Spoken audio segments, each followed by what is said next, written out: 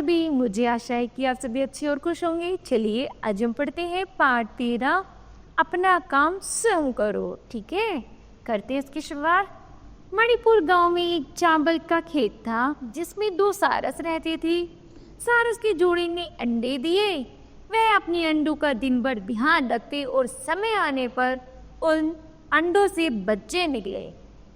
सारस बहुत चिंतित था। किसान फसल काटने आए, इससे पहले ही उन्हें बच्चों के साथ वहां से चले जाना चाहिए था, लेकिन उनके बच्चे अभी उड़ नहीं सकते थे।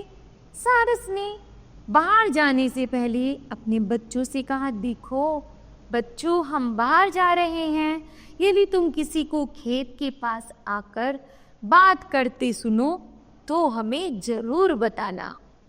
एक दिन जब सारस भोजन लेकर शाम को बच्चों के पास वापस लौटे तो बच्चों ने कहा, आज किसान आया था। वह बहुत देर तक खेत के चारों ओर घूमता रहा। एक दो स्थान पर खड़ी होकर देर तक खेत देखता रहा।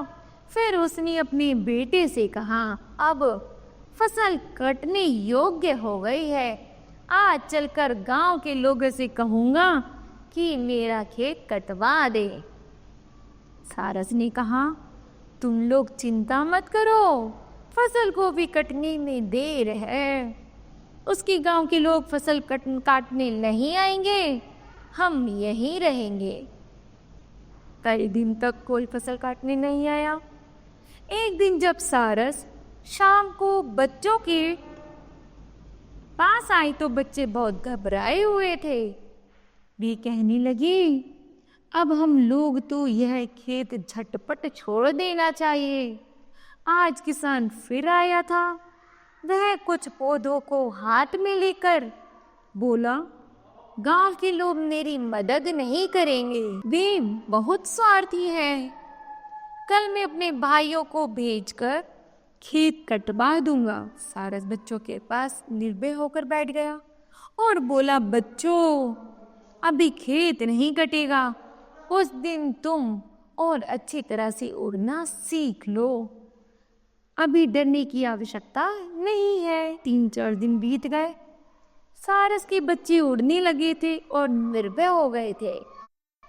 एक दिन शाम को वे सारस से कहने लगे, किसान, हम लोगों को झूठ मूठ डराता रहता है, इसकी फसल तो कटे ही नहीं।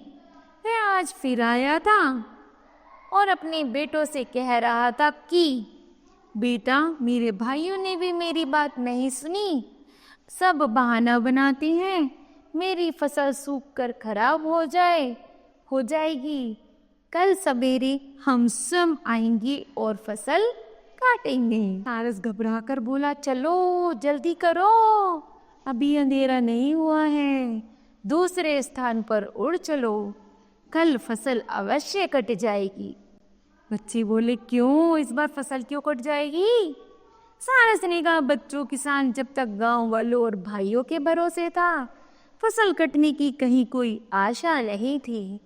जो दूसरों के भरोसे किसी काम को छोड़ता है उसका काम नहीं होता, लेकिन जब कोई स्वयं अपना काम करने को तैयार होता है तब उसका काम नहीं रुकता। किसान जब स्वयं कल फसल काटने आने वाला है तभी तो वह फसल अवश्य कटे।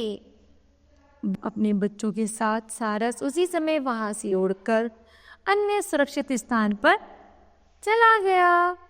तो बताओ बच्चों, आज आपने क्या सीखा? हमने सीखा कि हमें हमेशा दूसरों के भरोसे नहीं बल्कि स्वयं अपने भरोसे कार्यों को करना चाहिए। ठीक है, तो मुझे आशा है यह पाठ आपको अच्छे से समझ आया होगा। धन्यवाद।